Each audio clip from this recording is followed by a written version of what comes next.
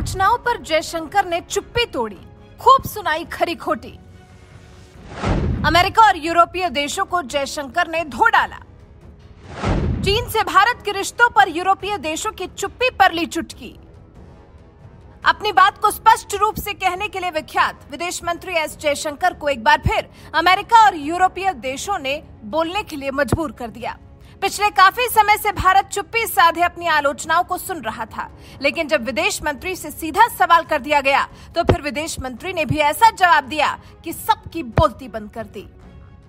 Slovakia दौरे पर पहुंचे विदेश मंत्री एस जयशंकर से पश्चिमी मीडिया ने फिर एक बार रूस से सस्ते दाम पर तेल खरीदने को लेकर सवाल पूछा। उसके बाद विदेश मंत्री ने इस पर यूरोपीय देशों के साथ साथ अमेरिका की भी पोल खोलनी शुरू कर दी। जयशंकर ने यूरोपीय मीडिया पर ही सवाल दाग दिया। उन्होंने कहा, क्या सिर्फ भारत के पैसों से यूक्रेन युद्ध लड़ा जा रहा है और क्या रूस से तेल खरीदना युद्ध के लिए पैसे देना नहीं है? आगे विदेश मंत्री ने पूछा, क्या यूरोपीय देश जो अरबों डॉलर के तेल रूस से खरीद रहे हैं, क्या वो युद्ध को बढ़ावा देना नहीं है? साफ साफ विदेश मंत्री एस जयशंकर ने कहा कि भारत की विदेश नीति किसी से बंद ही नहीं है और हो सकता है भारतीय विदेश नीति कुछ देशों के अनुकूल ना हो। ग्लोबसेक में हिस्सा लेते हुए विदेश मंत्री ने फिर भारत चीन के रिश्तों पर यूरोपीय देशों के रवैये पर सवाल उठाया। उन्होंने कहा, भारत के साथ चीन के काफी तनावपूर्ण संबंध रहे हैं, लेकिन यूरोप ने इस पर चुप्पी साध रखी है। यूरोप का विकास इस तरह से हुआ है कि यूरोप की समस्या दुनिया की समस्या है, लेकिन दुनिया की समस्या यूरोप की समस्या नहीं मानी जाती। यूरोप के बाहर भी बहुत सी चीजें हो रही हैं, दुनिया बदल रही है और नए खिलाड़ी आ रहे हैं। दुनिया यूरो केंद्रित नहीं रह सकती। हमारे चीन के साथ संबंध बुरे दौर में है, लेकिन हम इसे संभालने में पूरी तरह सक्षम हैं।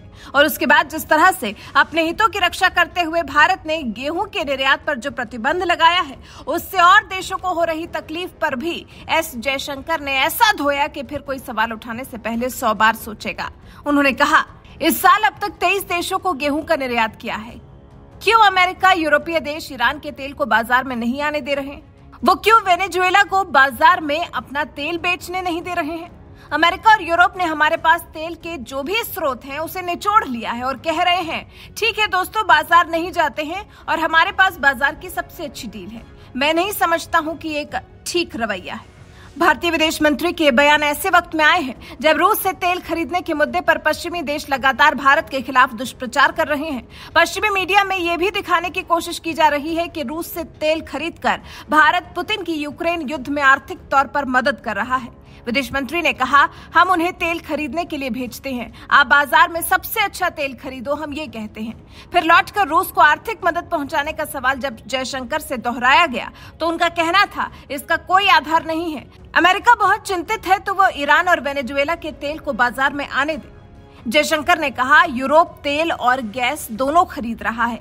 रूस का यूक्रेन पर हमला बहुत चिंता की बात है। हर कोई इससे परेशान है। इसका असर पेट्रोल की कीमतों पर पड़ रहा है। ये गेहूं की कीमतों पर असर डाल रहा है। इसका असर हमारे किसानों पर होगा। इससे बीमा की समस्या हो रही है। ये पूरे जीवन को परेशान कर रहा है। चीन में लगे लॉकडाउन का असर आ रहा है। ये लोगों को दिक्कतों में डाल रहा है। रूस यूक्रेन युद्ध की अनदेखी के आरोपों पर भारतीय विदेश मंत्री ने क्रूरता की निंदा की। उन्होंने कहा, ऐसा नहीं है कि जब तक आप पुतिन और जेलेंस्की को फोन नहीं करते तब तक हमने इसे अनदेखा कर दिया। भारत किसी भी कैंप के साथ रहना कभी स्वीकार नहीं करता है और भारत किसी भी शिविर का पक्ष नहीं लेता है। कुल मिलाकर जिस तरह से विदेशी मीडिया जयशंकर को अपने सवालों के घेरे में घेरना चाह रहा था, जयशंकर घिरे नहीं, बल्कि उन्होंने एक सवाल के बदले में सवाल भी दिया और डंके की चोट पर जवाब भी। भारत कुछ भी छिपकर नहीं करता। भारत की नरेंद्र मोदी सरकार जैसी है सबके सामने है, इसलिए सवालों से भी मोदी सरकार घबराती नहीं है, बल्कि दुनिया को आईना दिखाने में एक कदम आगे रहती है। अब भारतीय विदेश मंत्री ने दिखा दिया ना विदेशी मीडिया को आईना, कर दी ना सबकी बोलती बंद। वैसे आप विदेश मंत्री के इस अंदाज पर क्या कुछ कहना चाहेंगे? कमेंट कर हमें जरूर बताएं।